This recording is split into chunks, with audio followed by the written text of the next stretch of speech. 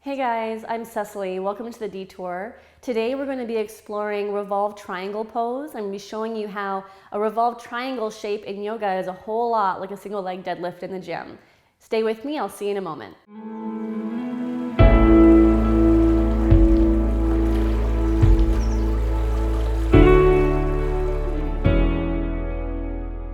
All right, so what we often fail to realize in yoga is that there's a lot of carryover in these postures to the types of activities that you might already be exposed to in an environment like the gym. So when we go into this position, I'm going to use a yoga block for my pose today. I've got my feet not too far apart. My hips are turned toward my front leg, and I'm lowering one hand onto that block in a way that keeps my spine fairly straight. Now from here, my spine begins to rotate and my right arm eventually extends up toward the ceiling. So this is the pose that we're talking about today, but if you were to look at it in terms of its shape, what are the things we can identify as far as what's going on here? Obviously a big piece is what's happening through this leg. Right when I came into that posture, I could feel those hamstrings getting stretched and the need for my pelvis to be able to tip forward. The thing is that often in yoga, we get caught up with a lot of injuries in that same area, a lot of hamstring strains. So one thing that I want to look at today is how we can protect that area of the leg by making it stronger. I'll show you one of my favorite moves. We're going to keep that block with us, but this time I'm going to place it right between the legs so that it's just coming down in between the knees to keep the knees from moving any further apart. From there, I keep squeezing the block, and I'm going to take my one foot off of the floor. Now, if that's already feeling wobbly for you, just drop that big toe down behind you like a little kickstand, all right? So if we're keeping the toe down, we want to isolate the pelvis and be able to stick out the tailbone in a way that's not causing my whole back to fall forward. So I initiate with the pelvis first, and I feel how that brings a little bit more weight back into the heel I'm standing on. And now my spine will follow, and I'm going to lower to the point where I'm at about a 90-degree angle at my hip. And when I get there, I feel there's more loading now happening through this area of the leg. Okay? And then we're going to stand back up. That was feeling all right, and the foot's lifting off. It looks very similar. Just hinging down and pulling back up.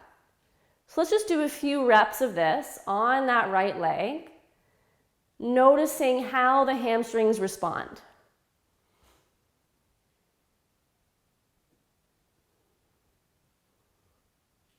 Say 2 more. And on the next one, let's hold it.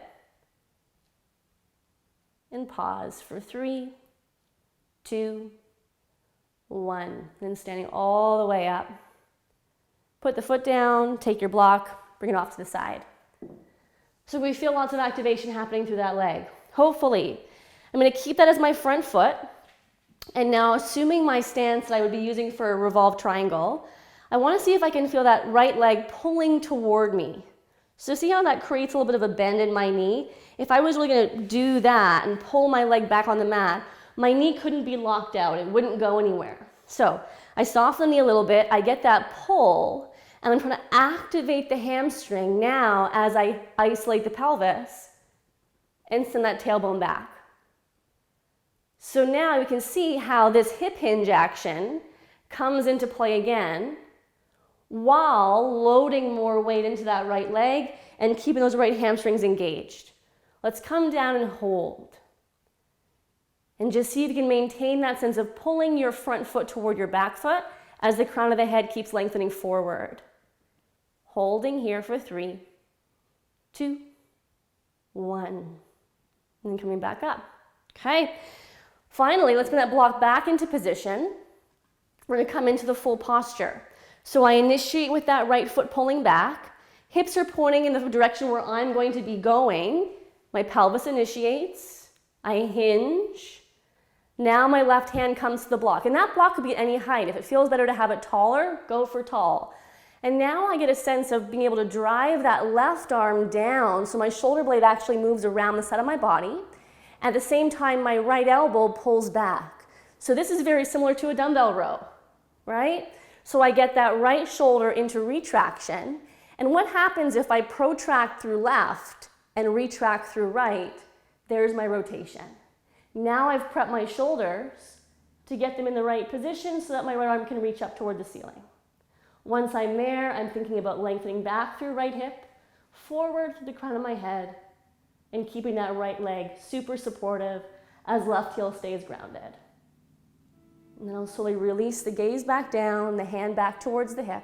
Use the legs to pull me up. And I'm ready for my second side. So that's one example of how we can bring a different kind of perspective into the traditional view of revolved triangle pose. I hope that felt good for you. And if you have any questions about that, feel free to leave a comment below. I'll look forward to hearing from you soon. See you next time as we follow the detour together.